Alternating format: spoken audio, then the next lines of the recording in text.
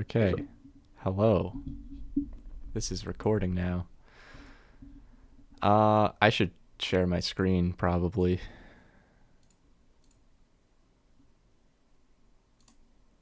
Okay, I'm sharing my screen now.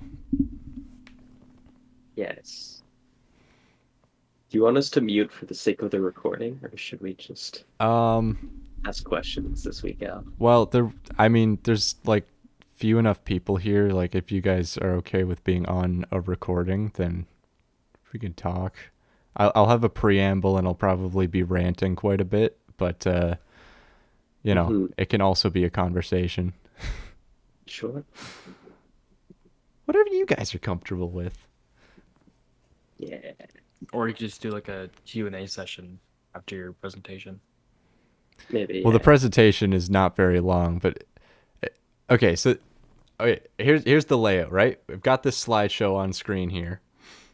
This is preamble. I'm just gonna talk a little bit about what this is, what the plan is, what I'm gonna do, and then it's just gonna be like basically a live coding thing, I guess. Hmm. Just so I can explain the things that are in my head, which may or may not be helpful. Speaking of that, though, if anyone wants to follow along, now is the time to make a new project and start opening it because it takes a long time. So That is true. let's just hop right into that, right? You guys can see this? We can. Okay, before I Okay. do anything, new project in Unity Hub. Um, okay, very first thing I'm going to say Unity Hub, it's hit or miss. Anyways, new project. You're it, gonna go into a tangent. I could go into a tangent. Unity Hub runs on Electron, so it's like a whole browser just to load projects. It sucks. Anyways, I'm running on 2021.3.18 F1, which is a mouthful. Not the latest LTS 2021 version, but it's the one that I have, and I was too lazy to get the latest one, and there was no significant changes. Uh, any 2021 version will work. Any version will probably work and be more or less compatible with whatever I'm showing here. Um, yeah, I'm going to be creating a 2D core project, not URP. I like URP, but we're keeping it simple. I'm just going to give it a name. What should we call it? Audience participation? What do we call this project? Ooh, that's a lot of power. Uh, All right. too much. Yeah, yeah, yeah. Okay, create project. Here we go. So it creates the project and then it's going to open and it's going to take 10 years. So let's start with the preamble. If you guys are doing that, then go ahead. Hello, everyone. This is a good slide. Hello. I am Trent Baker. Hi, that's a picture of me. I am one of two vice presidents. The other Oh, is currently here. where? That's you. No, Uh, that's crazy. uh, for DAL Interactive Game Dev, the society that we are currently living in. I am a third year student pursuing a Bachelor of Computer Science. I had a work term at Mars VR Lab as a QA tester slash junior dev. It was mostly QA tester, but working in Unity. Um, I don't know, maybe that gives me a little authority. Not really. I've been making games as a hobby for quite a while, a few years on and off, mostly on. And I have a funny website. You can check out my games that I made that aren't good on trent.cool. So who is this for? What are we doing here? Why are we here? You! You're the reason. Wow. Um, hopefully. So I kind of had in my head that this is a beginner type thing. Don't necessarily have to have background in Unity to follow along. But just out of curiosity, where is everyone at with like comfort level in Unity? Not Not. Like Okay. for some things, I'm like, yes. like building and like just using the navigation, but in terms of like Mhm. coding, I guess I'm kind of still learning that part. Okay. That's fair. Mid. Mid. Very mid. Yeah. Okay, so we have a mix. That's good. I was kind of hoping for Sorts. that, honestly. Okay, well, yeah, we'll figure it out, and like I say, there's a small group here. Just interrupt me with any thoughts, questions, concerns. Oh, I think the project opened. Okay, cool. So what gives me the right to teach you? I am a student. I am a learner. Why am I here running a workshop for Unity? I'm not an expert, and everything in this presentation is only as best as I understand it. I guess I'm just here because I like to talk. But yeah, just keep in mind, I'm not promising that anything I say is best practices, but important life lesson with making games: if it works, then it is the best practice. No, that a poorly made game that's finished is a lot better than a very well made game that We'll doesn't never have get anything one yet. implemented. I have a bad habit with that. Okay, so here's a bullet list of things that I want to cover in a little project, and I might like skim through some of them, and I don't want to like lock you guys in for more than an hour or anything. Hopefully less than that. It should be less than that. It should be. But yeah, basically we made the project. We're gonna introduce the Unity editor interface, look at setting up scenes. The entity component system in Unity is very important to understand. We're going to look at importing assets. I'll be just sending some pictures in the chat. And I guess for the recording, I'll make a zip file to upload. Assets just being images in this case. Making objects move, important for games. Using user input. Collisions, spawning objects. These are all things that making any game in Unity are going to come up at some point. And what better game than rip off a mobile game to explore these concepts? So this was inspired a lot by Mark Brown, Game Maker Toolkit's Unity for Complete Beginners tutorial, and I'm intentionally choosing a different game than he did. He did Flappy Bird in this. I'll just click on it, and this video is fantastic. Go watch it if you want to hear from someone who had a lot of time to prepare. Yeah, I'll even send a link just in the voice chat text channel. Okay, but I'm not doing Flappy Bird. He did Flappy Bird. Anyone here know Doodle Jump? Where'd that go? No. It's not. I've heard of it. Heard of it is good. Doodle Jump. I don't know. Maybe I can get Doodle Jump. It's this guy. He like goes up and he jumps on the platforms. I don't think I'm doing exactly Doodle Jump, but it's similar. Anyways, let's get started, yeah? So anyone who wants to follow along, are you at this point? Anyone who wants to follow along isn't at this point? Question? All right, sounds good. Okay, so what are we looking at here? First of all, I increased the UI size just so it looks better on the stream and the screen recording. There's several panels that you might see and tabs in those panels. You guys can see my mouse, right? Yep. Cool, okay, because I'm going to use it to point at things. So on the left here, we have the hierarchy. I'll just go from left to right, I guess. This tells us what objects are in our current scene. To the right of that is the scene view. We can see what's in the scene.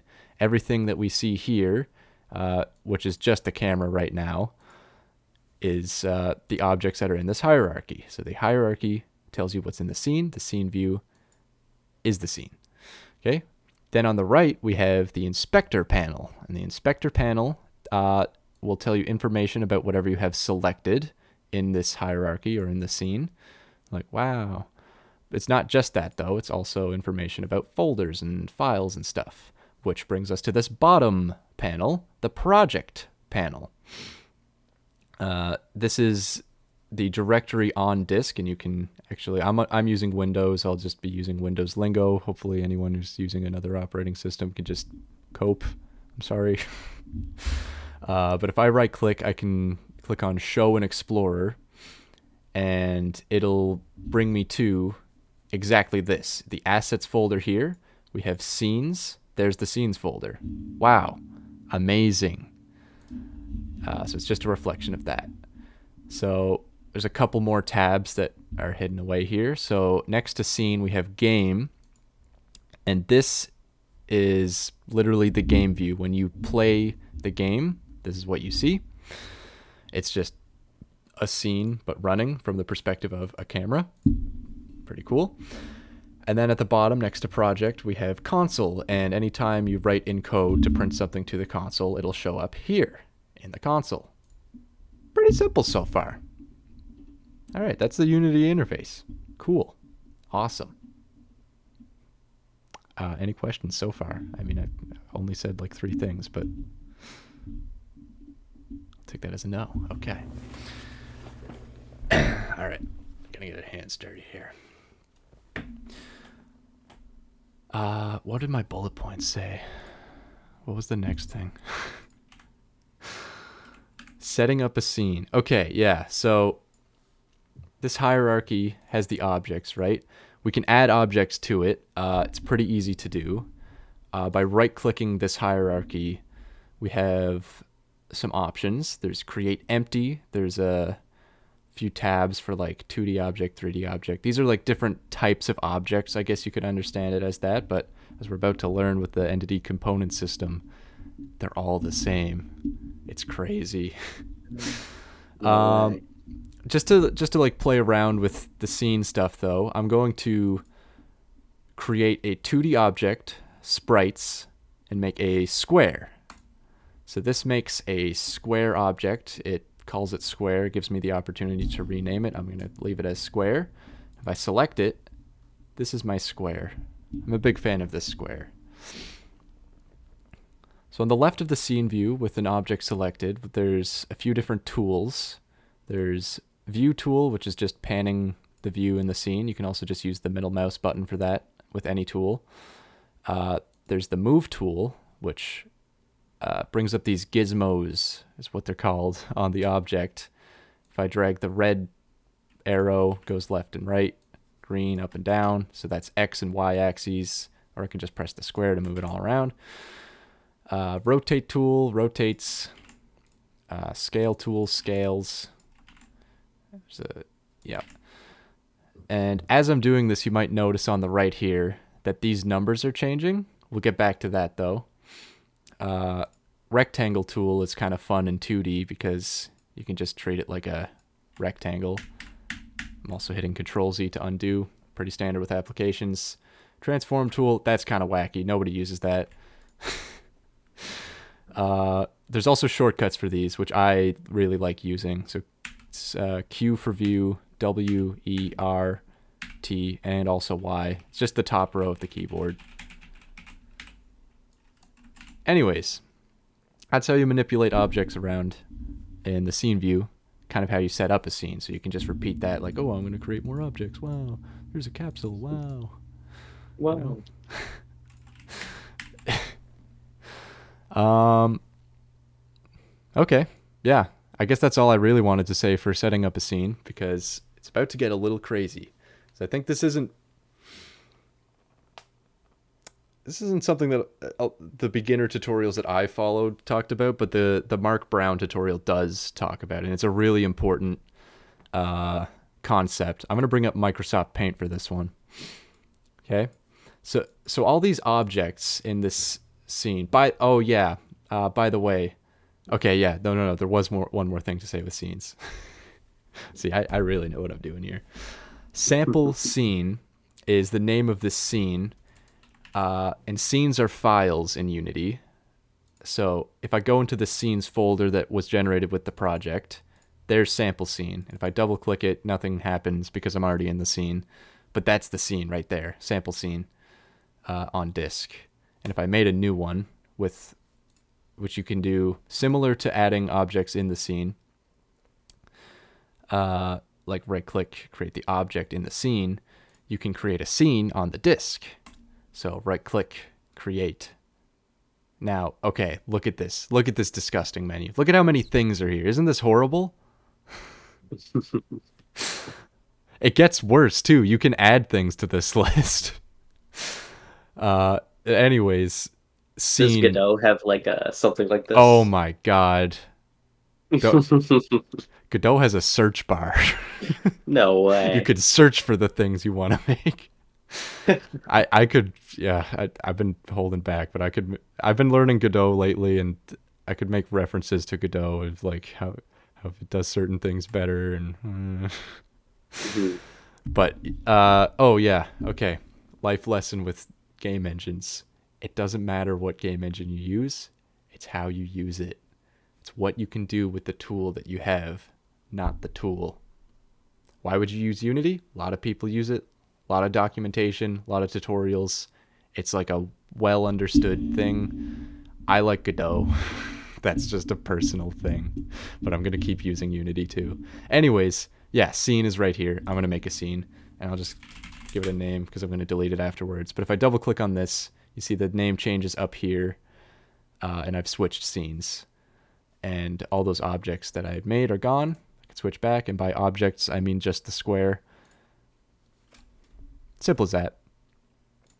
Okay, now I'm actually going to get to the paint thing.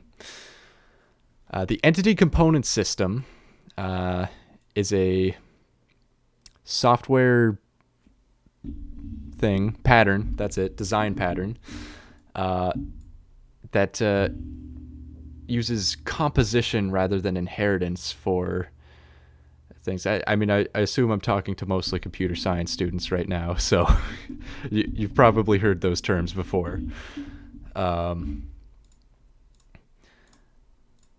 So if I have different characters in my game, right, and I know that they all share common behavior, what object-oriented programming usually tells us is like, okay, we have a base class entity, and then we have like moving entity, and I'm drawing this with a mouse, yes. And it's like, okay, and then we have bad guy, player, two different things, right? Entity component system, a bad guy and a player would be two distinct objects, and then you would also have a component, or in Unity, a script, that you can just drag... I love paint. Drag into both, and then they both have that behavior. Wow.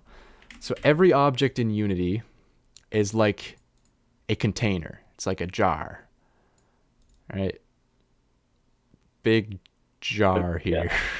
Yeah. It's more of a bottle, but I'll even give it the yeah. And so this is the entity.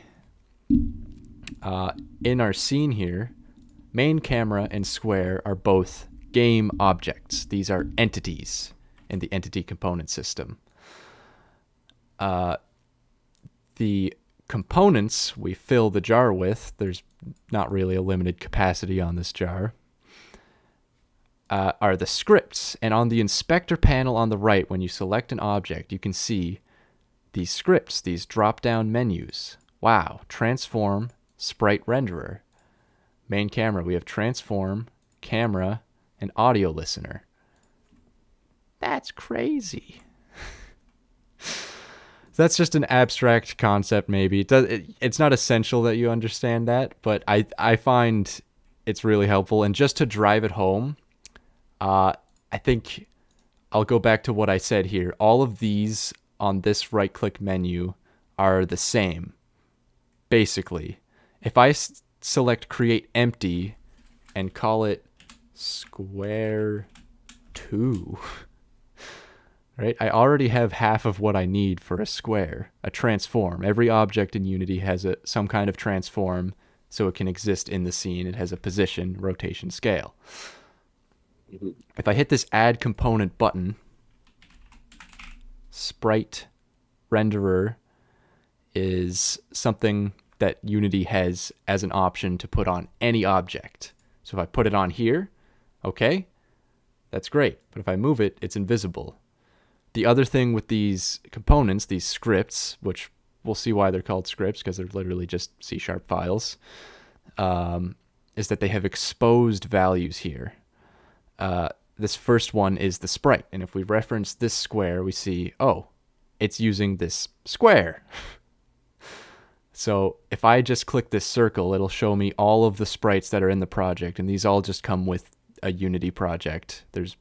I don't know why there's so many. I think maybe it's like in the Unity UI. I haven't looked into that. But if I just look up square, it won't show up. And my argument falls apart because Unity's a little silly and I have to find square in here, but I can't find it in there. Hold on a second. There it is. I found the square. So now it should show up. Or I could just drag it from here. I'll just drag it from here. Wow, I made a second square. So these like objects, they're just like jars that you can fill with different things. And then there's some pre-made jars that come pre-filled. You're like, yeah. So this right-click menu is your collection of pre-made jars, and they just select what goes into them with that different analogy. jams. But you could empty out the jar and then fill it up with completely new things too, right? Yeah, you could. That's great. This square, really like this is the one that I started. Yeah. Remove component. Now it's just an empty point called square. Kind of useless, but there it is. Okay. Yeah. I think that once I started understanding that concept, I felt like Unity started unlocking for me. It's like, oh, these are all just like the same thing. Now, if we were using Godot, no, I'm just kidding. Okay. That's a lot of talking. I'm going to start making a game here. What's next? Importing assets. That's pretty easy. So like I said, this project tab here is literally the file explorer. I can open that window. I still have it open. Yep. Scenes right here. I just have these files in a different folder. I'm going to find them. What? Why did that window close? Okay.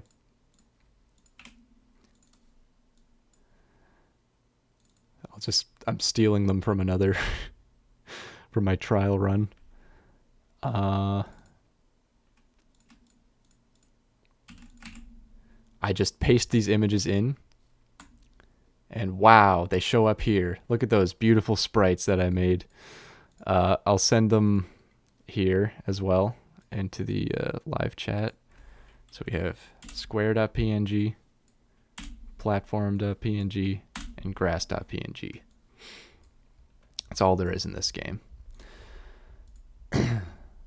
So, as I mentioned, these fields here that are parts of a script, you can change these. So instead of using the like scene view, I could directly change my transform like this. I can also change the color of a sprite, which just multiplies the color value, or I can choose a different sprite. Instead of like searching through this giant list of things though, I can just use my project view here, which I guess I showed this before, but I can click and drag this, which is also called square, and I realize that's confusing. Look at that. There's a little pink fella. Wow. So if I hit the play button at this point, I can test my game, and you might notice that everything turns purple. That's a setting you can change, and I recommend that you change that because while you're running in this game, changes that you make, like say I make this red, will not save. If I Control S to save, you must exit play mode to save the scene. If I make objects, I've seen a lot of people just have a bad time making changes like this while it's running, and then you stop and, oh, where all my changes go. There is a setting to change the color. That's at least gives you a little warning. I don't know where it is, though. I think it's Edit, Preferences, Colors. And then one of these colors is the color. Play mode tint. There it is. There you go. Change that to whatever you want.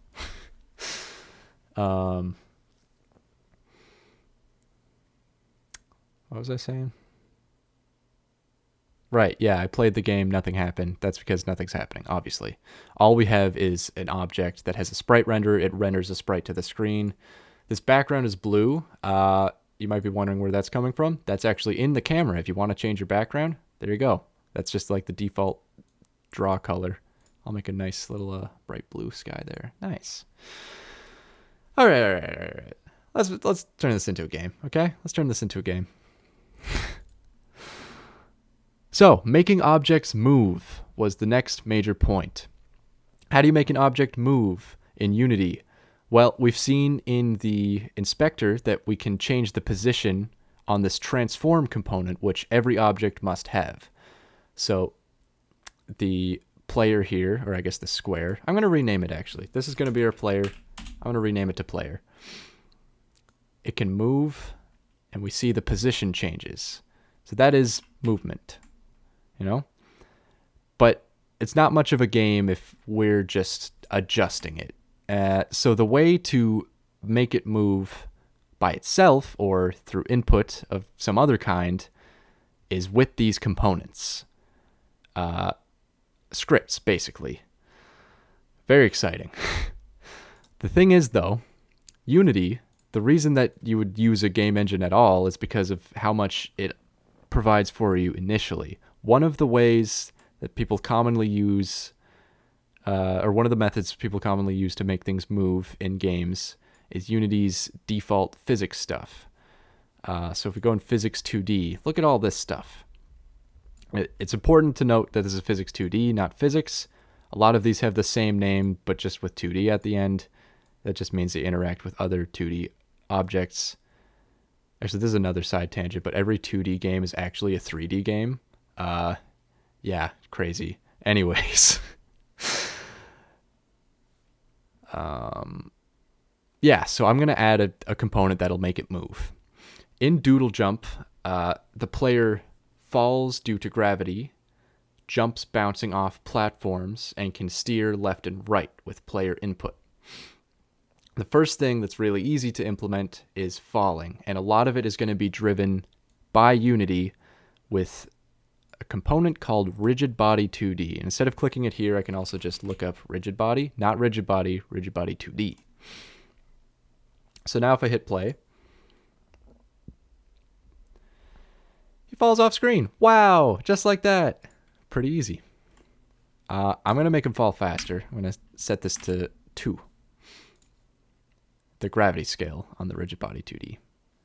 Nice. So this is gonna...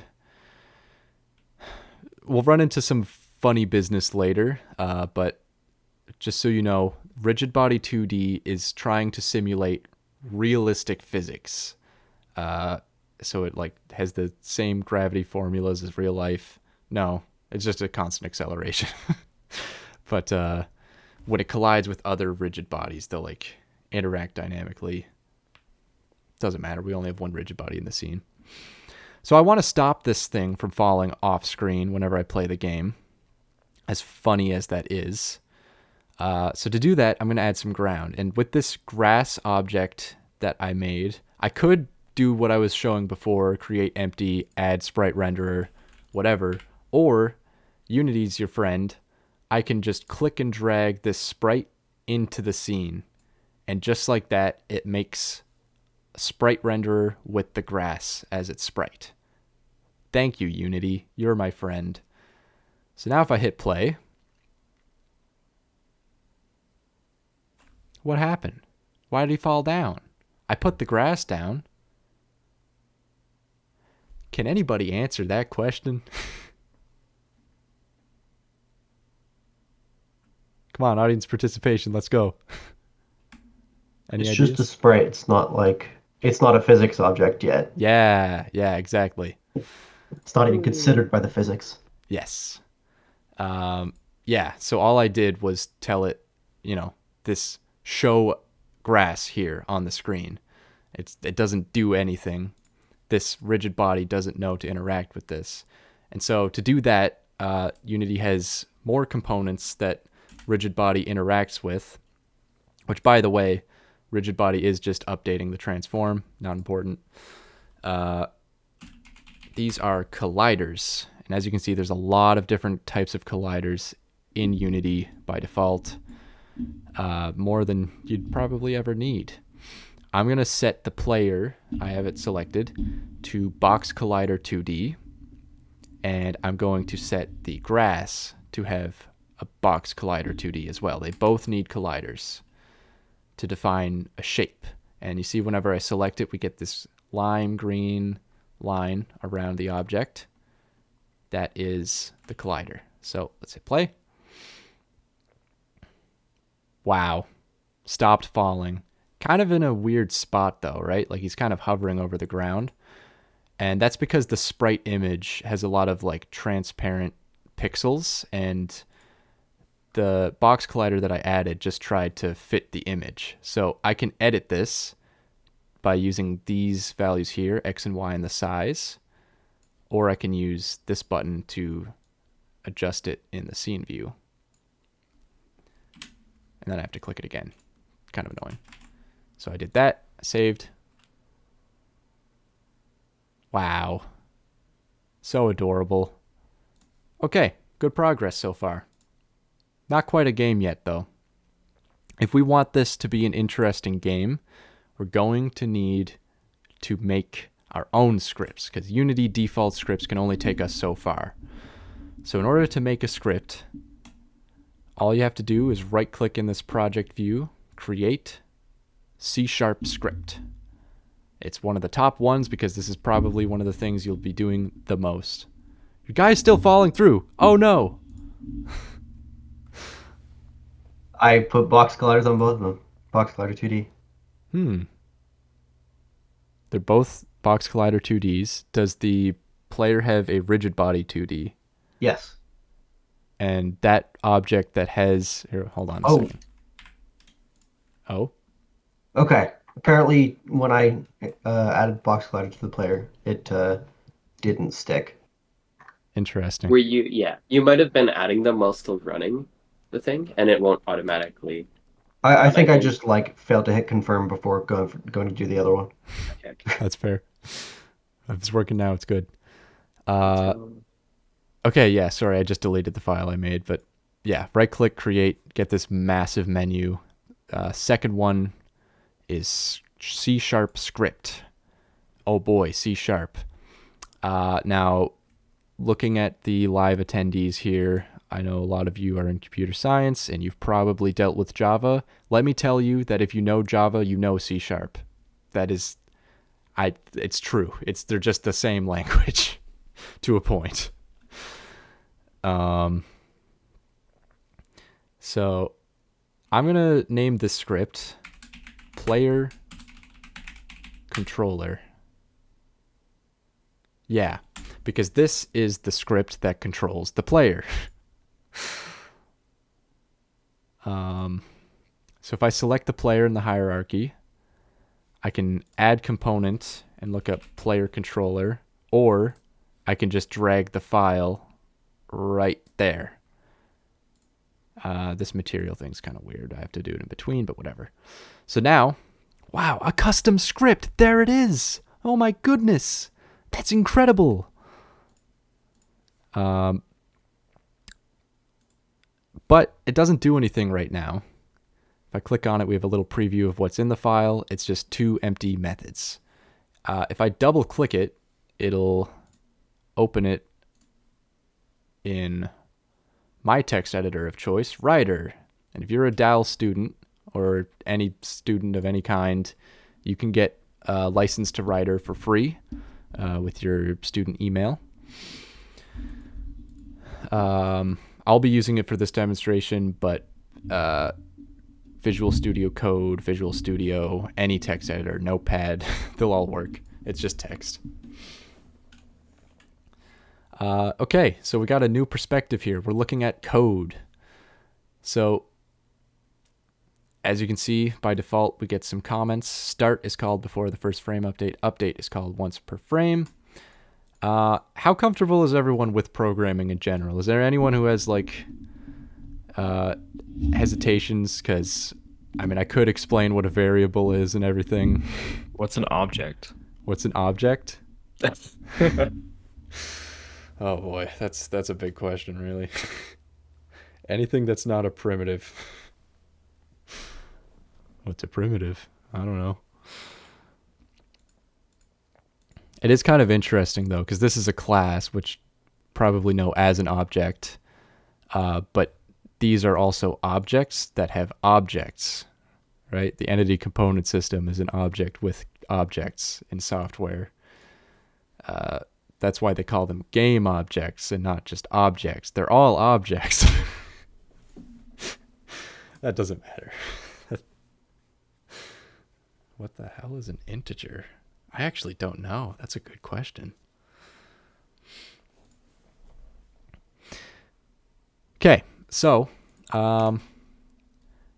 just looking at Unity here, right? We know that the rigid body handles movement on some level. Okay, and I'm actually going to bring up the documentation because this is a really important thing to do when you're using Unity.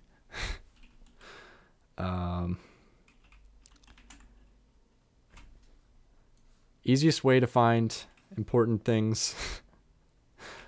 Rigid body 2D Unity. Google is your friend. Look at this, scripting API, rigid body 2D. If I click on this, wow, documentation. And we get all of these things. Oh, what's this? Velocity? Linear velocity of the rigid body in units per second. I think we can use that.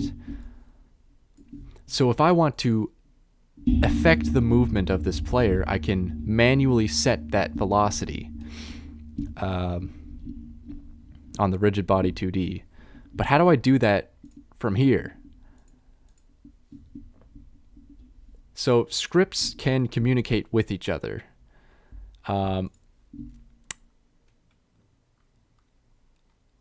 All these things that you see here on these like drop downs, right? So we're looking at our player right now, are exposed fields. So these are Booleans that show up as checkboxes, right? These are just floating point numbers. Some of them are integers. We can do that ourselves by doing something like public int x, right? This is just a member of the class. It is, fields. By making it public, we see in the editor, it shows up right here, and it automatically capitalizes it because Unity's funny. And I can set it to a value, and Writer, this is the reason I like Writer. I gotta save the scene. It tells me, oh, it's set to 4. Wow. If this wasn't public, so if it had no type or no security, what are they called? Whatever. Then it just doesn't show up, and it's just a regular variable. Same if it's private. And for good software design, best practice, which I don't want to force too much best practice on you, is not to make public fields, but to use this attribute, serialize field, which will expose it to the Unity inspector, but keep it a private variable in code. See, there it is, 4. I can change it here. It'll still have the same effect. It's 4, but it's a private variable. A different class couldn't have access to it. Yeah, let's let's move this rigid body though. I don't want an integer. I don't care about the integer. So instead of an int, let me make a rigid body 2D, not a rigid body 2D. And I'm just going to call it RB, right? I'm not setting it to any value here because Unity is your friend a lot of the times. It'll just, get the inspector value, and then when you run the game, it'll get reference to that. So if I hit play the game now, just to try it, I'll get a null reference. Oh, no, I won't because I'm not using it. This is just null. If I were to whatever, it doesn't matter. Point is, it's nothing. If I want this to be something, I'm just going to close this drop down, and I have the rigid body here. I can just click and drag this rigid body. Bam, we're referencing that rigid body. This is how scripts communicate with each other. It's one way that scripts communicate with each other. The other way would be, instead of setting it in the inspector, we could do RB equals get component of type rigid body 2D, which will just get that rigid body, but we're going to do it this way. Right? So we have it set here. Awesome. Cool. So what do I want to do first? I think vertical movement is probably easy. Probably easier. So, when we play the game, object falls. Awesome. Cool. But we want to jump. Now in Doodle Jump, jump's in the name, but you only jump once, I'm pretty sure. I haven't played Doodle Jump in a long time. I might just be making like a abstract recreation of it. But I'll just make a basic jump. In order to jump, we need input from the player. In order to get input from the player, we use the Unity's input class. There's a lot of static things that we can do, like get key down.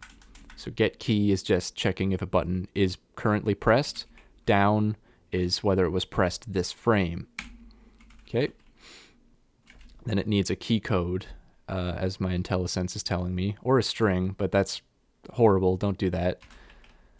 Key code has static values as well. Key code dot space will be my jump button. Okay.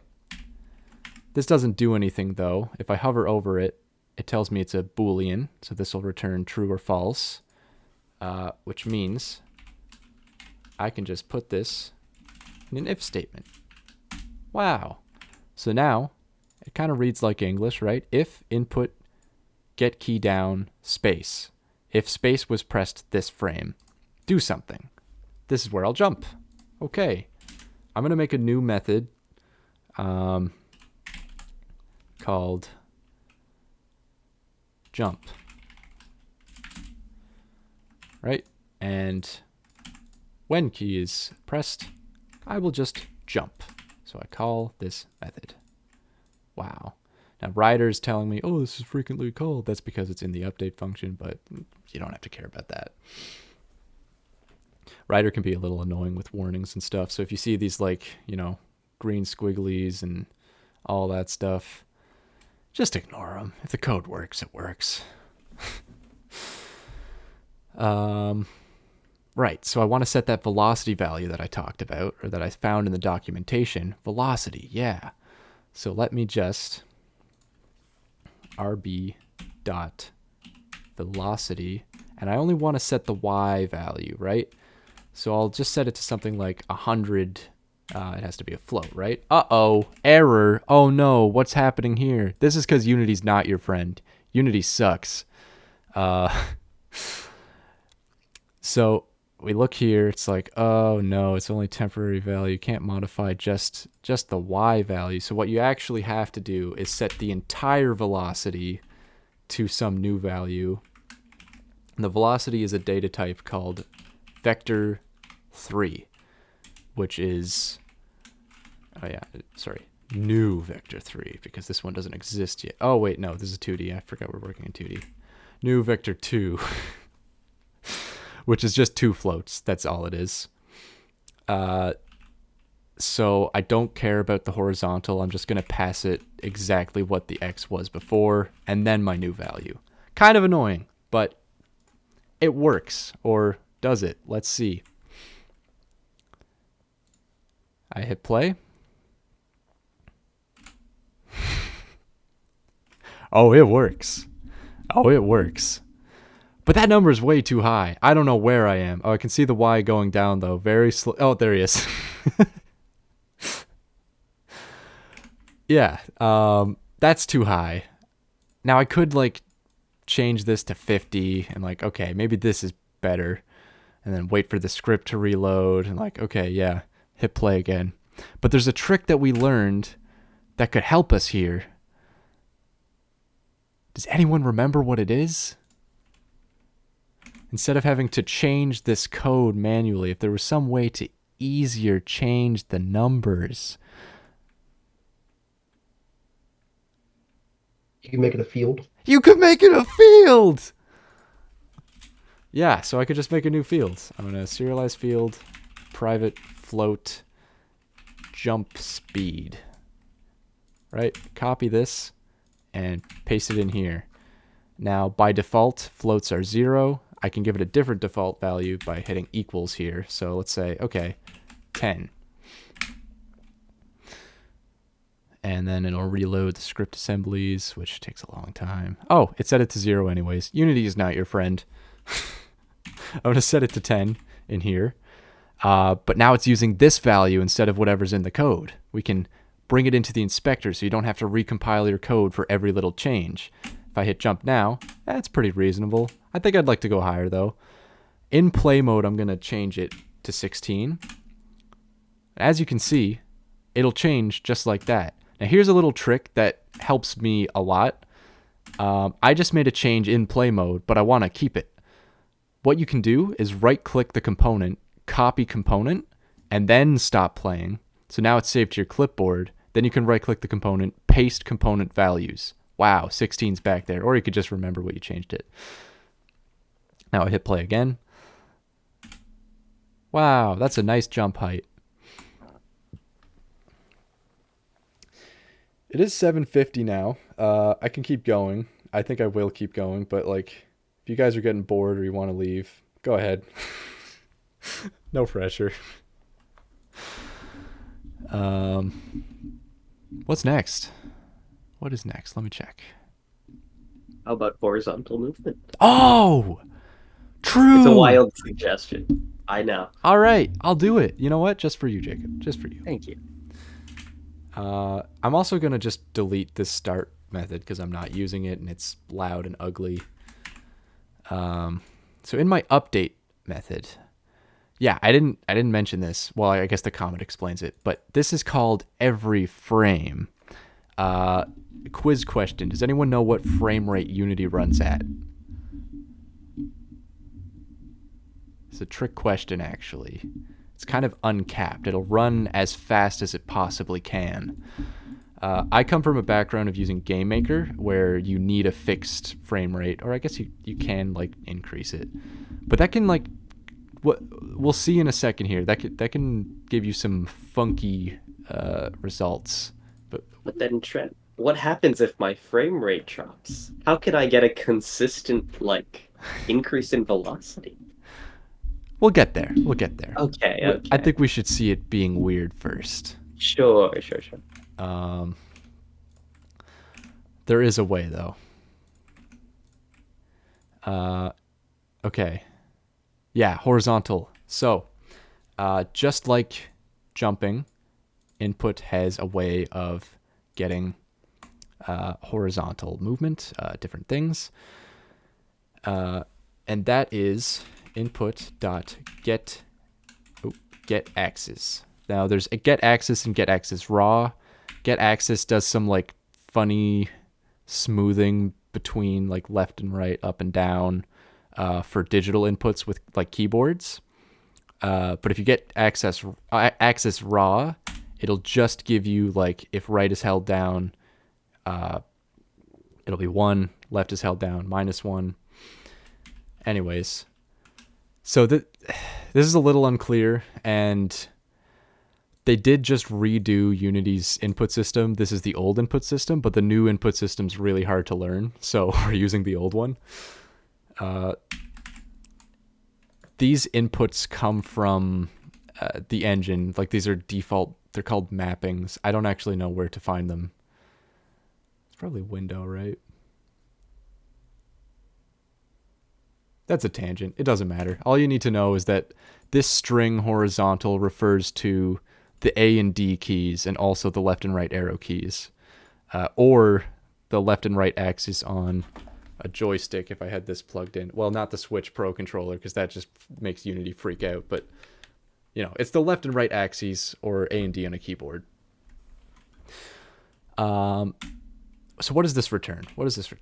Get axis raw returns a float. Returns the value of the virtual axis defined by axis name with no smoothing filtering applied, just like I said. So it returns a float, so I'll do horizontal input equals that. Okay, so now I have this horizontal input here, and just because I didn't do this yet, let's see what that's returning. So this class debug has a static method log, debug.log, and I can just give it anything. So I'll give it horizontal input, that number. And since this is in the update method on the player controller script, which is on an object in our scene, when I hit play,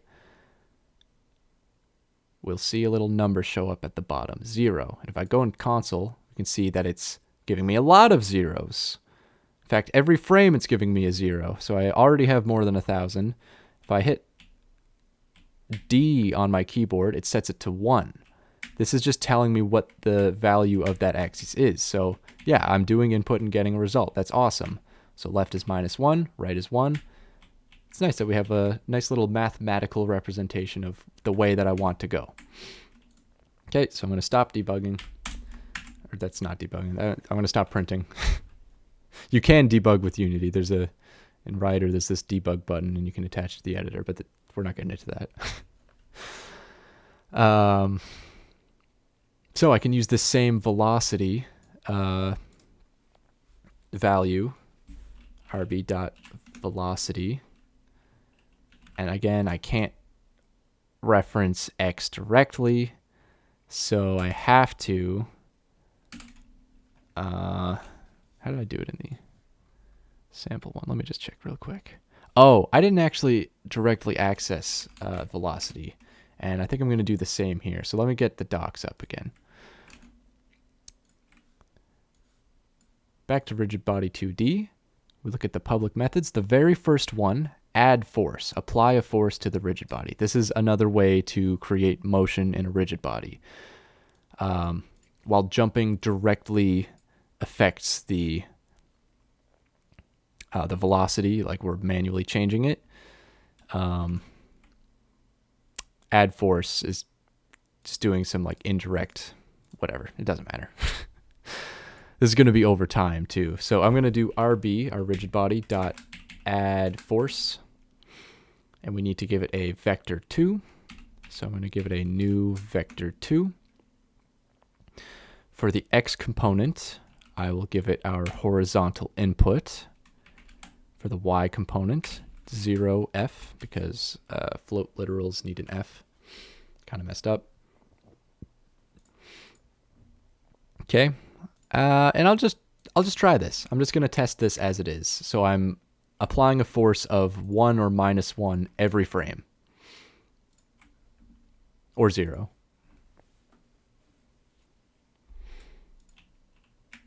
And honestly, it's not that bad.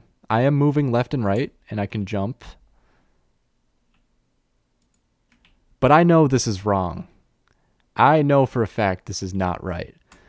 The reason it looks right is because it's running pretty smoothly at a consistent frame rate. But on different devices, like lower spec devices or mobile or whatever, this is going to look different. And that's because update happens as fast as it possibly can. So if we want to do things over time like this, we need to account for the fact that this can happen at different times. The way that we do that in Unity is by multiplying by, we have the class time, static property delta time. Okay, time.delta time. What the heck does that mean? Well, delta for math is difference, and time is time. What this does is, maybe I can hover. Yeah, the interval in seconds from the last time to the current, or the last frame to the current one. So it basically tells you how, that was weird, tells you how fast the game is running on this frame. Well, that's great. So now it's depending on the time. But if I hit play,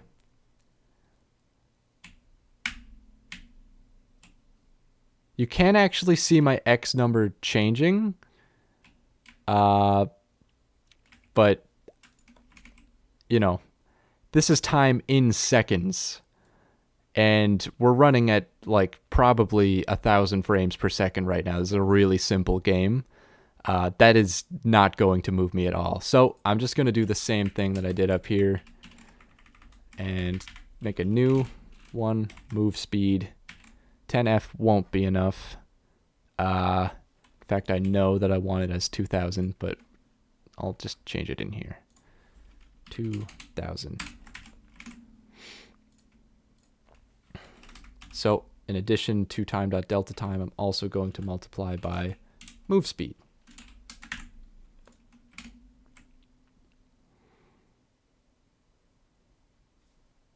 I hit play.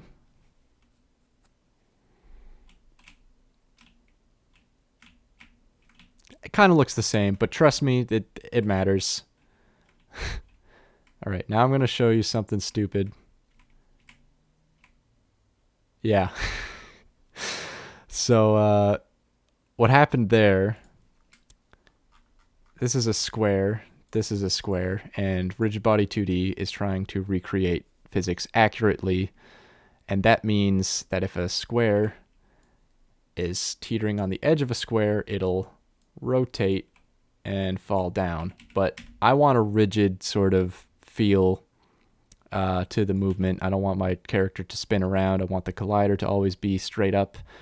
So to do that, Rigid Body has a little thing called constraints, and I can just freeze the rotation, and that's all I'm going to do. So now if I play again. Okay, well, I went too fast, but the point is it doesn't spin. All right. How are we doing? What's next?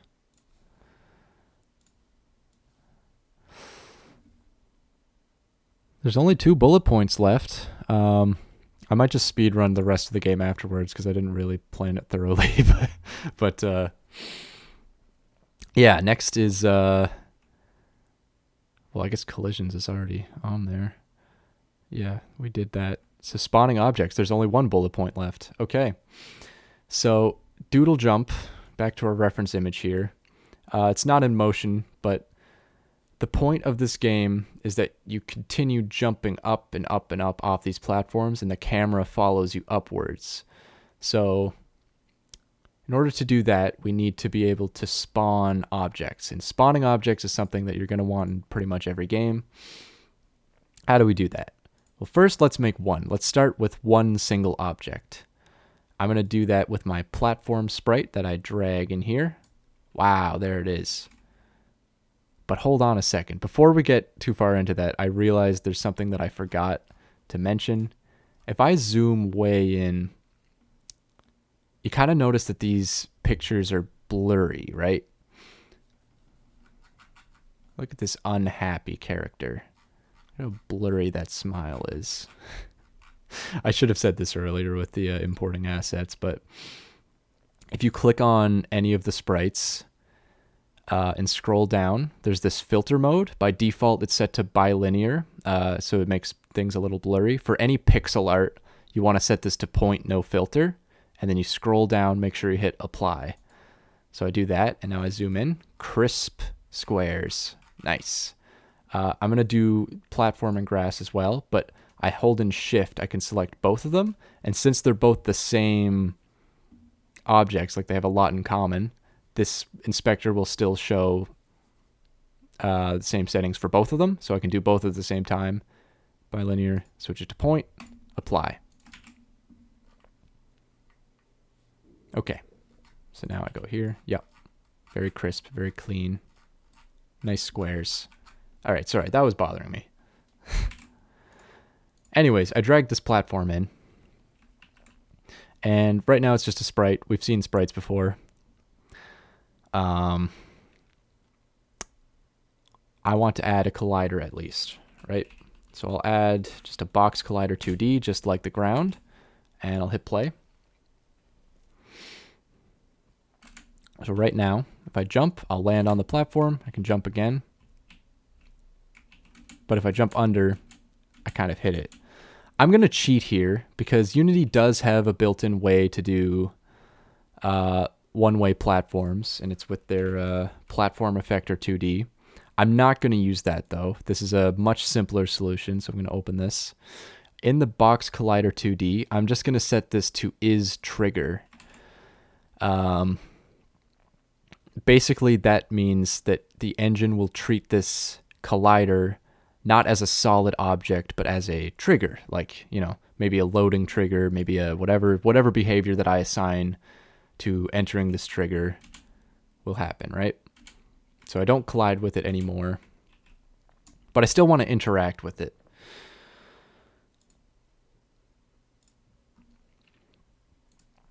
So this is a clever little thing. Basically, the design that I want for this game is when I jump, I want to jump, I want to land on the platform, and I want that platform to bounce me, and then I want the platform to get destroyed. Okay, so bounce, get destroyed. If I come from below a platform, though, I don't want it to get destroyed. I don't want to bounce right away. I want to go up and then go down and then bounce and then destroy it, right? So I already have a method in my code for jumping. It's this. I just have to call this to jump. But what I need to do is destroy the object as well, and also, you know when to do both of those things. Oh yeah. So this PlayerController class that we've been working in is a mono behavior. If you're more used to, whoa, why does undo do that? That's weird. If you're used to Java, that colon is just extends. I think that's what it is in Java. It's been a while since I touched Java. But yeah, it just means that this is a subclass of this mono behavior class. Now, if I bring up the documentation, look up mono behavior, it doesn't bring it to me because Unity's fun. So if I Google it, Unity mono behavior,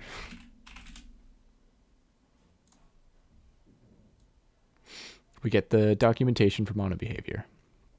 There's a bunch of public methods. And look at all these messages, I guess they're called. They're not really methods. That's something that I don't fully understand. If I scroll down, here's one. On trigger enter 2D. Sent when another object enters a trigger collider attached to this object. 2D physics only. Hey, that's what we're using. And that's what I want. So I can override that, or maybe it's not overriding if it's a message. I don't really know. On trigger enter, not on trigger enter, but on trigger enter 2D. Right? I hit enter, it'll auto-complete it. I want to do something. So let's just first test it's working. Debug.log. And I'll just do col, which is this variable that it passes to the message. Okay. Oh, that's not Unity. I hit play.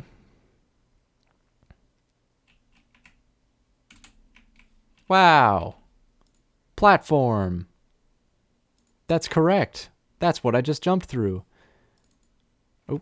Oh, I guess, yeah, if you double click, it'll take you to where in the code it said that. I was wondering if it was going to snap me to the object, but that's fine. Yeah, that's the platform. That's what it's called. Oh, I just tried to save. I'm stupid.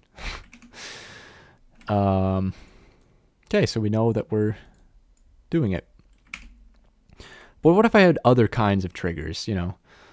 I want to make sure that I am or entering the trigger of a platform and not something else. So Unity has, up here, we have a tag or a layer. I'm going to use a tag. They can kind of be used for the same sorts of things, but I think in this instance, tag is a little easier to implement. So I'm just going to hit add tag. And I'm going to make a new tag.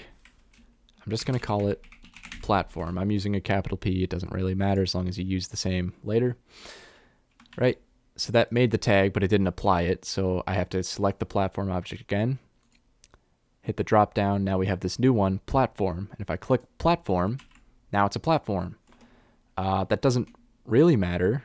But if I do call .tag when I print instead,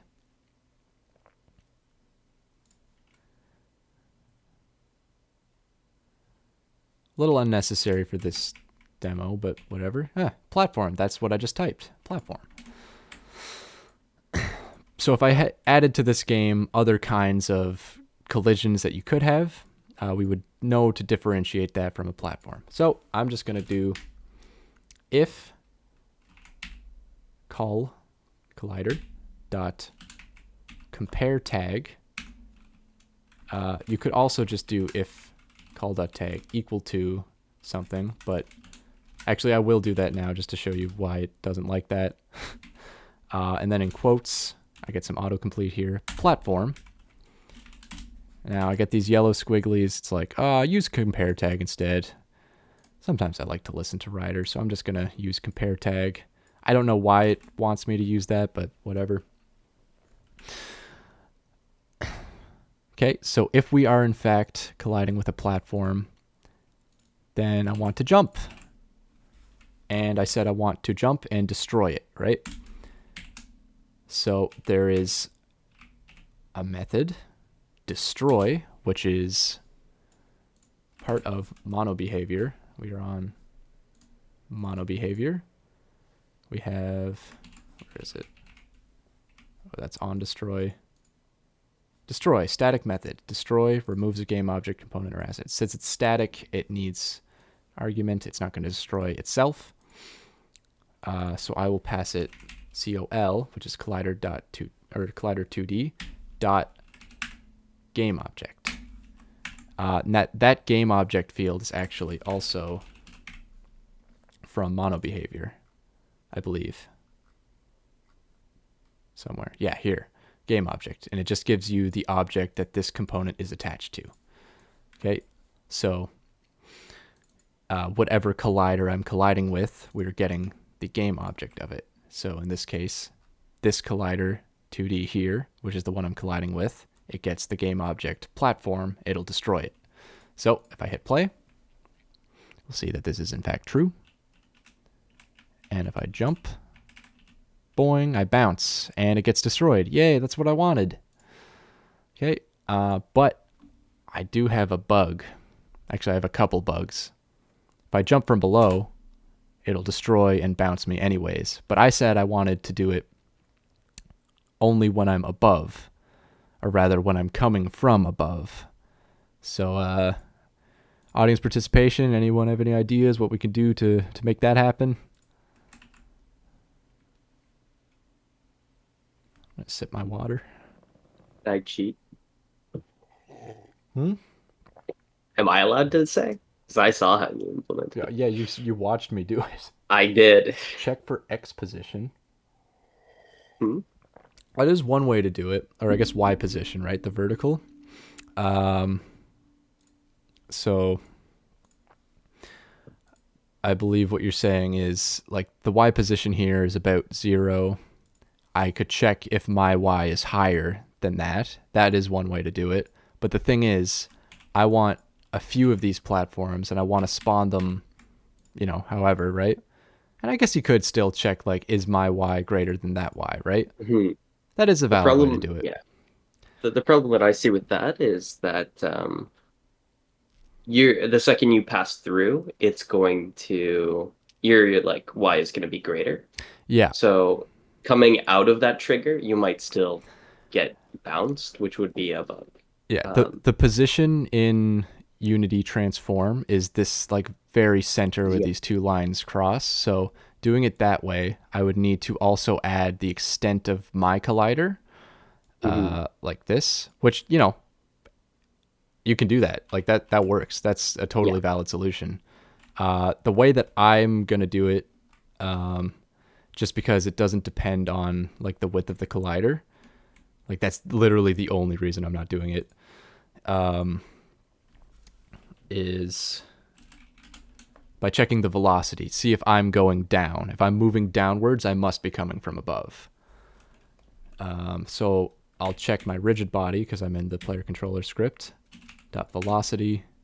Dot y. It's not way better. Like it's checking position. That's how I did it in Game Maker for years. Because like if you need like a this is just an instantaneous, you know, if it was a solid platform, you wanted to implement like a one-way platform, you would need to check position rather than velocity, because the velocity is going to get set to 0 once you land on it. But this is an object that gets destroyed, so we can just check the velocity. I'm going to say less than 0, right? So I'm falling down.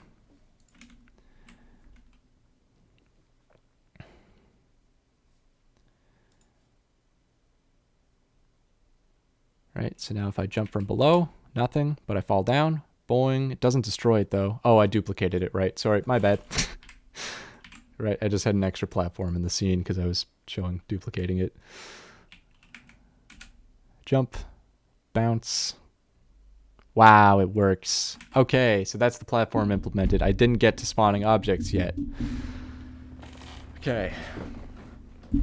We're almost there. We're almost done. It's been an hour and 15 about, so thank you for sticking with me so far. This is like really long-winded, but I'm having fun. I hope everyone else is.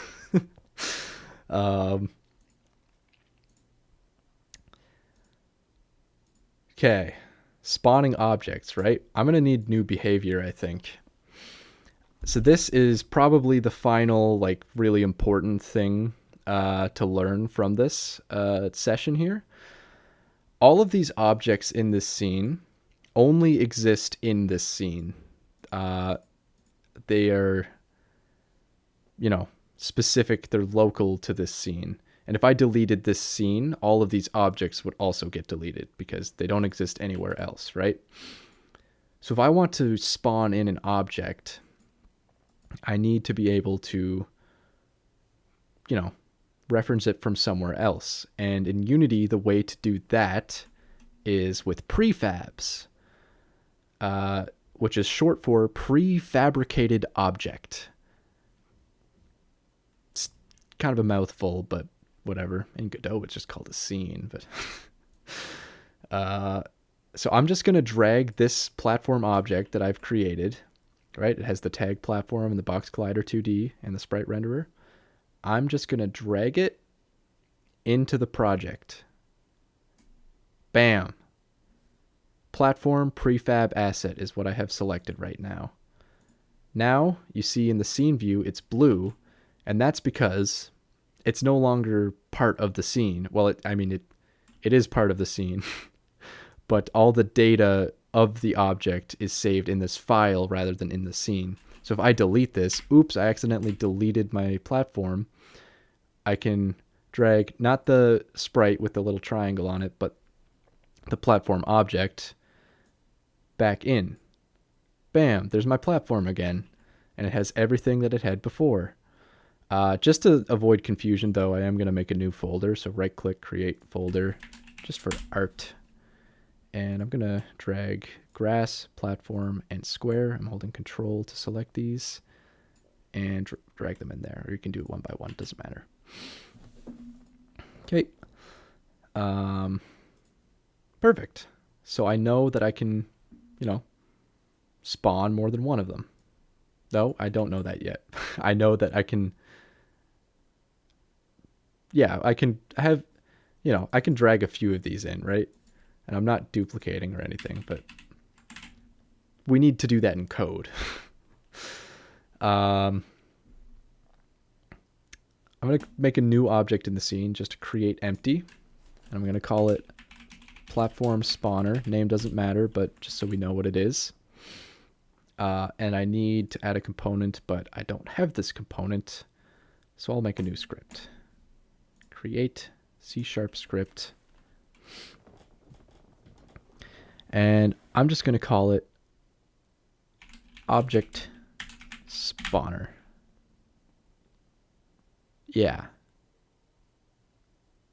And I'm keeping it generic, just object spawner, because in Unity projects, it's generally best to try to keep things generic.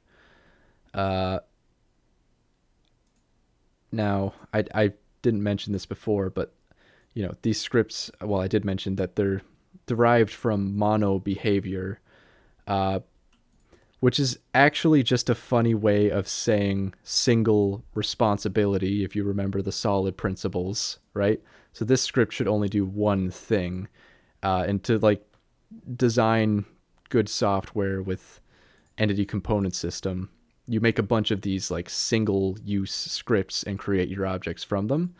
So I'm calling this object spawner, and because I don't want to say this thing spawns platforms. No, it just spawns objects, right? I'm going to delete all that boilerplate. Okay, new serialized field, private variable. This time, going to make a game object, which is what I've been calling these things in the hierarchy this whole time. They are game objects. Objects in the game. Just call it object to spawn. Okay. And I'm also just going to make another serialized field, private float, spawn timer. Okay. Unity has a really nice thing, and I'm going to go in the start method here. Or maybe it's a message. I don't know. It's a really nice, easy thing that's just called invoke repeating. It's not nice, actually. It kind of sucks because it takes a string method name, which Godot does a lot, actually. I've been saying Godot is great, but there's nicer ways to do this, but this is simple, so whatever. Make a new method. Just call it spawn object, right? And I'll pass spawn object here. And then the next argument is time to the first one, so I'm going to give this 0 seconds. And then the repeat rate is our spawn timer. Okay, maybe I should have called this repeat rate to... Yeah, sure. You know what? I'll rename it to repeat rate. Yeah, okay, Rider gives me this formerly serialized as attribute, but it was never serialized, so I'm just going to delete it. Okay, what isn't it like about this? Use name of expression to reference method. Oh, I didn't know you could do that. I don't care. So platform spawner, this new script that we just made, I'm going to drag it onto here. So what object are we going to spawn? Well, it's going to be this platform prefab that we just made. Drag that onto here. Repeat rate. Let's give it 2 seconds. So right now, nothing actually happens. This is just an empty method. But just to show that it does happen on a loop, it's like spawn. Any day now. Okay. Hit play. Spawn. Spawn. Every 2 seconds we get a spawn. Yay, it calls the method. So, where are we going to spawn it, though? That is a question of game design. Okay? For now, let's just spawn it where we are. Okay? So to spawn an object, there is this method called instantiate. right? So it takes an object to spawn, which isn't a game object, but we are dealing with game objects. So object to spawn, right? And there's many different instantiate overrides here. The one that I'm looking for is this one, which has vector 3 position, quaternion rotation. Don't try to understand quaternions. I made that mistake. So we'll just give it transform.position, which, if you're wondering what this is, just hop over to the documentation here. Yeah, this is the mono behavior page. Properties, we have transform. That is the transform attached to this game object, because every game object has a transform. This transform will give us reference to the transform, the object that this script is attached to. And position is just the position part of that, right? And then I'm just going to give quaternion.identity, which is just 0, 0, 0 in rotation. Yeah, don't try to understand what a quaternion is at this stage. Okay, so instead of saying spawn, look at that. My platform spawner is here, and I'll just move it around while it's running. You see, every 2 seconds it spawns one wherever this transform is. That's pretty cool. How powerful is that? I would say it's quite powerful. Okay, that's cool though. That's cool and all. But I think it's time to finally start turning this into a game. So I'm going to spend a little less time explaining what I'm doing and just like kind of do it, because it's been pretty long. It's been like an hour, 20 minutes. Sorry. So I'm just going to make a new script, and I'll just call this follow height. Okay. And what this script is going to do, I'm going to put this on our camera, this main camera that the scene was started with, because in Doodle Jump, once you leave the ground goes away and the platforms go away, and you're bouncing up and up and up, and you're moving up and up and up. Okay? And to do that, I can just move the camera up. You can see the preview there. We would just be moving up. Okay? So I'm going to make this script. If I want to follow an object, I can reference a transform, which is, position, rotation, scale. It's a component. I'll call this target. Oh, it made it private. Thanks, Ryder.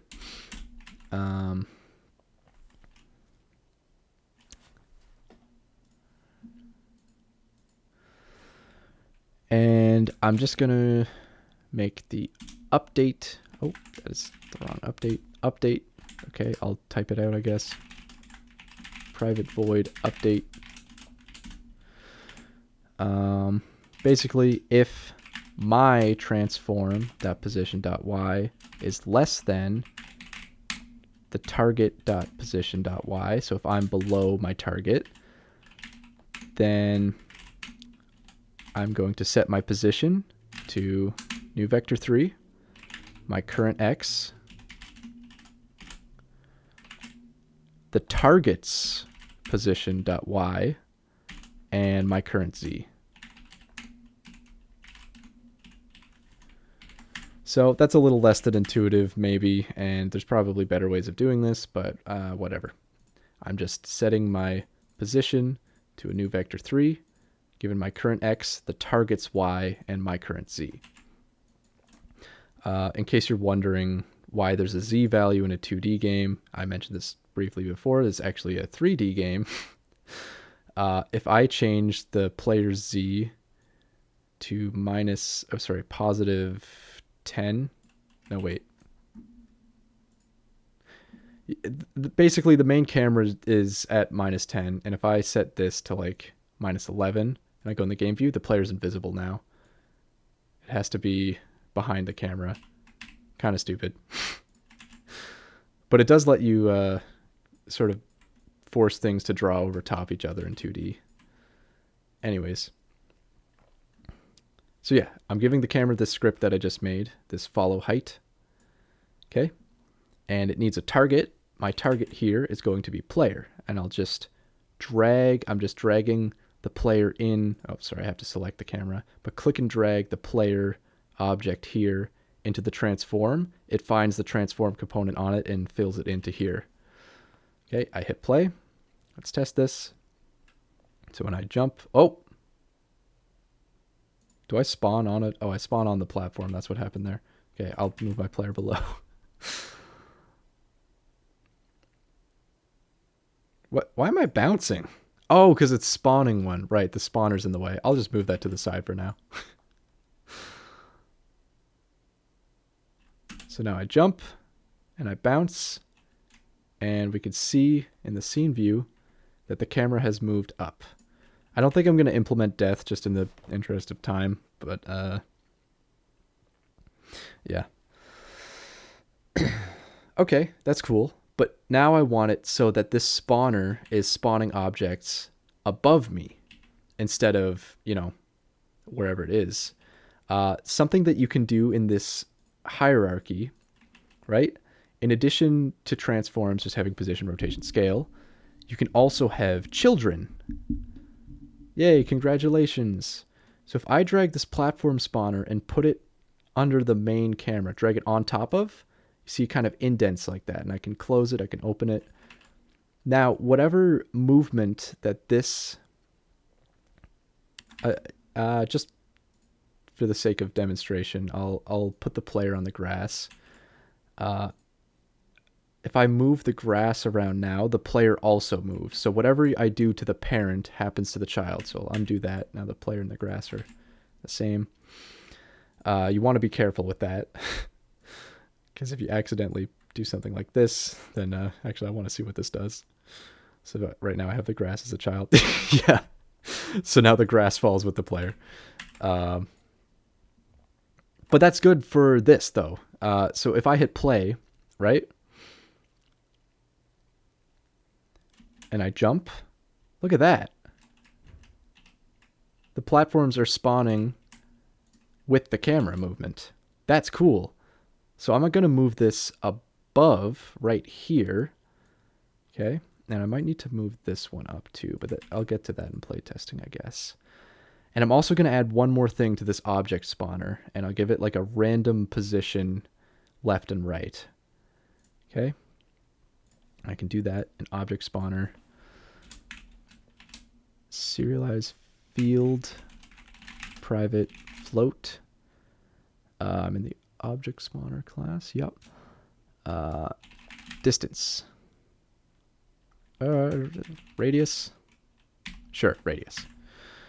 So instead of spawning just at transform.position, I'm going to cut that. I'm going to make a new vector3 spawn point. Start it at transform.position. And then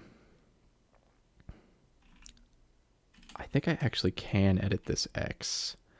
Yes, I can. Oh, thank goodness.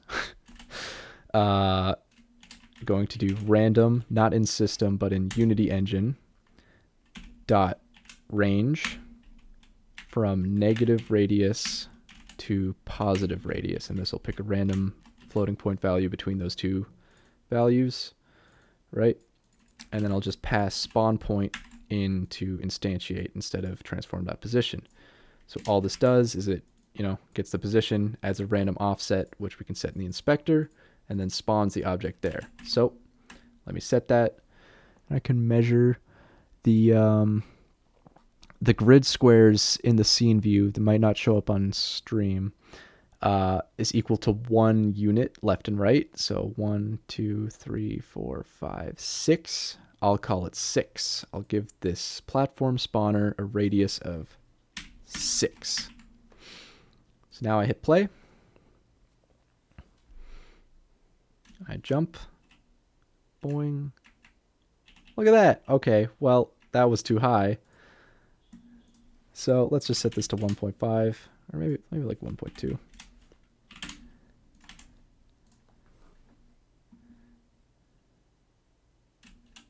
Jump. Yay. It's doodle jump. Woo. I don't know if that's possible. Oh. Oh. Yeah, so maybe the range needs to be higher. The jump. Yeah. I'll just set it to 1 second. Oh. There's still a few bugs here, but this is pretty much the game. Yeah. Mhm. We did it. We made a game. Woo! Only took an hour and a half, which is actually kind of what I was That's actually pretty estimating. good time. Yeah. Well.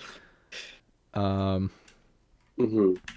There's no fail state. There's no UI. We're not keeping track of score. I can leave that as an exercise to the reader, I guess.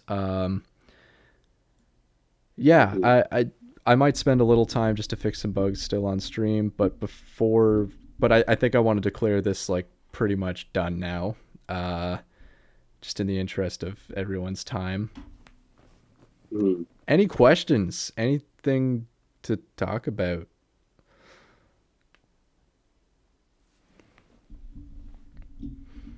Also, any feedback, because this is like, Yeah. We've never done anything like this before, and I've kind of just been talking out of left field. I thought it was very good. Well, thank you. Yeah, me too. I really like the jar analogy. I think that's a fun way to think about. That comes like, directly from game Mark objects. Really? Brown. Yeah, Okay. I didn't come up with that. Jars are funny. Yeah, Anyway. Go watch that video if you want like a more polished explanation of everything. But okay, one thing though. He uses lowercase letters for his method names, which is not what you're supposed to do in C#. Wow. Yeah, that's a bit. Yeah. Mark Brown is a criminal. He's a criminal. Exactly. How would you actually add a death thing?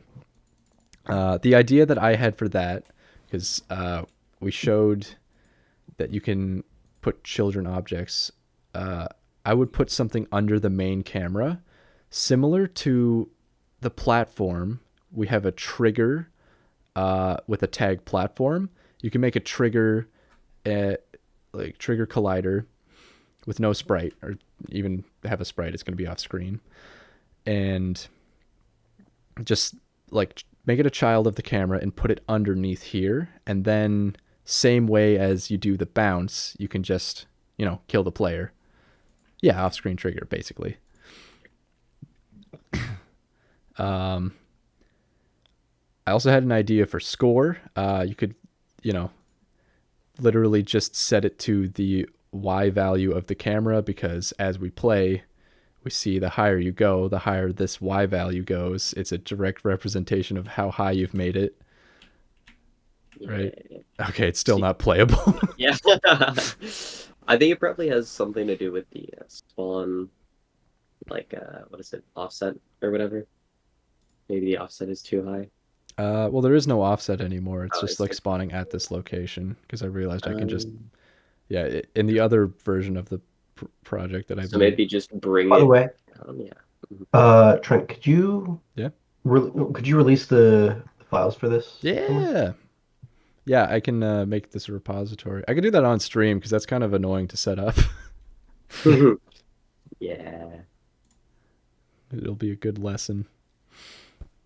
Yeah, I'll do it right now, actually. While I'm doing that, anyone else? More stuff? Thoughts, questions? No, that was really good. Thank you.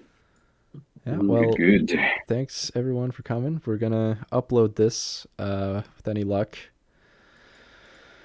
Let's see, maybe probably YouTube, I think, because we just made a channel. Yeah. We'll have big workshops.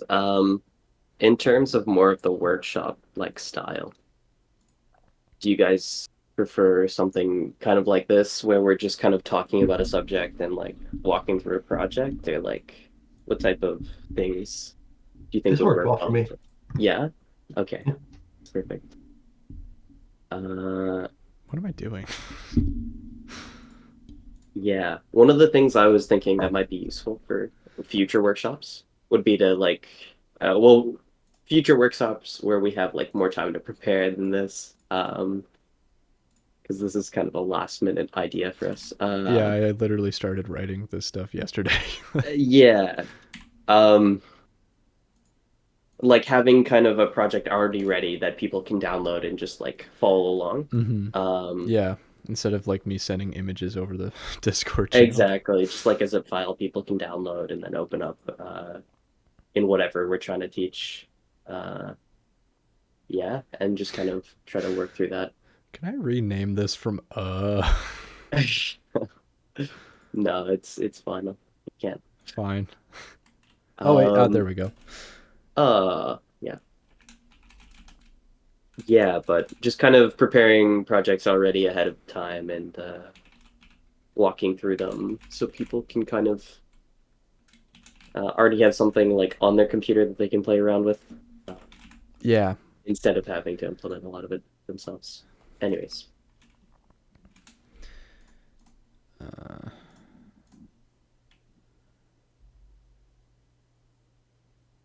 okay. yeah, did anyone else have kind of a couple questions or anything? Any ideas that you'd want to see implemented in this project? Ooh, Trent's gonna develop this game into a full game. He's gonna release it. I'll make another branch and like add the death stuff and score Yeah, probably. It just like won't do it here. he's committed to the idea. Well, it's good for exploring a project and learning Yeah. or whatever. Um, Uh, yeah, absolutely. what did I open this for? Oh yeah, right, GitHub. Even though this is like a Unity kind of, I guess, workshop, I think like Trent said at the beginning, it really doesn't matter too much which or like what type of game engine you use. It's more important that you kind of just start working on things. Um, Unity is nice because it has a lot of like resources already available. Uh, but yeah, Oh, I have to change my profile there's picture. all sorts of different ones out there. It's more important to kind of just start rather than kind of talking about starting. So I can remember that's the important being thing. Yeah. on like a trip uh, back in middle school. We took a trip to our local games industry, which was like non-existent, but they had a little thing. They have an EA, don't they? Isn't there EA like office and PI or something? Yeah, there is. They weren't there though. It was just like a bunch Really? of little studios. Okay. And one of them was doing a talk, and I remember somebody asked a question. It was like, you know, why is so and so engine better than this engine? I think it was Game Maker. It was like, why is Game Maker better than Unity? Like they believed that and they wanted to know why. Uh, the answer that he gave was, you got to pick your battles, man. Yeah. But the answer, then he kind of went on to be like, it's not. I may have even just said this, but it's not like the tool that you're using. Certain engines are better for certain things, but it's what you can do with the tool. And if you're familiar, oh no, I got that from Two Clicks Philip, I think. Yeah, because he uses ClickTeam Fusion, which is a garbage engine. But it doesn't matter that it's a garbage engine, and to some people it's not. Five Nights at Freddy's was made in ClickTeam Fusion, right? Really? Like it That's just great. depends what you can do with it. Yeah. Unity is powerful. It's also very stinky, as I've learned over the years. Mhm. Yeah, each engine will have its like upsides and downsides. But I think it's really important to kind of just start working on your ideas. Like I didn't really start making games and doing game jams until really the past year. I would always like think of ideas, kind of write them down, but I never really started working and like learning uh, on them until like recently. Hmm. And you're really not going to learn stuff unless you just start. Like I was really stuck up with like, oh, what's the best way to like learn? I'll learn everything before I start like my big project, right? Yeah. Um, but I still you'll get learn caught a up lot with more. that. Yeah, Like, yeah. best software, and like I'm trying to implement state machines and all this fancy hmm stuff, and it's like, just make a game and then optimize it later. Like, hmm Yeah. And definitely if you go in with the mentality like, oh, this first game that I make is going to be great, I'm going to have all these different features. It's kind of a hard mentality to have because as It you go depends if you on, want to finish a game, I guess. yeah. You know, Um, because like just implementing stuff is good practice. It's like, oh, I want to have like an RPG with narrative and exactly. and like inventory mechanics or whatever. Like those are great project to learn. For first project out, probably not going to be like a ship thing. Mhm. But what am I talking about? I've never shipped a game before. I've just done game jams. Yeah. I mean, that's kind of shipping a game. You have a finalized-ish. Well, no, it really isn't. It's nothing Yeah, like. Okay. it's not. Yeah. Anyways, the point being that it's more important to kind of just start on things and learn as you go. I find like I was trying to make Doodle Jump here. Mark Brown did Flappy Bird, and he has another video that I'll link. It's really good when your goal is just to learn to use a game engine. Don't stress yourself out about an original design. Like just recreate a mobile game. Like cut Mhm. the rope, Angry Birds, Flappy Bird. Flappy Bird's a great one. Because you'll learn a lot of just the mechanics of making a game. And then after you do that, ask a question like, how can I do this instead? Like, how can I change it? How can I add death mechanics, right? That was a good question. How can I add score? How can I, you know, Mhm. what if I want Flappy Bird to shoot projectiles and shoot away the pipes, right? Like, Yeah. that's when you really start learning to use the engine to make things original. Like, you know, simple mobile games awesome for getting used to the interface and the patterns, but ask questions about what you're doing and just experiment with it, play around.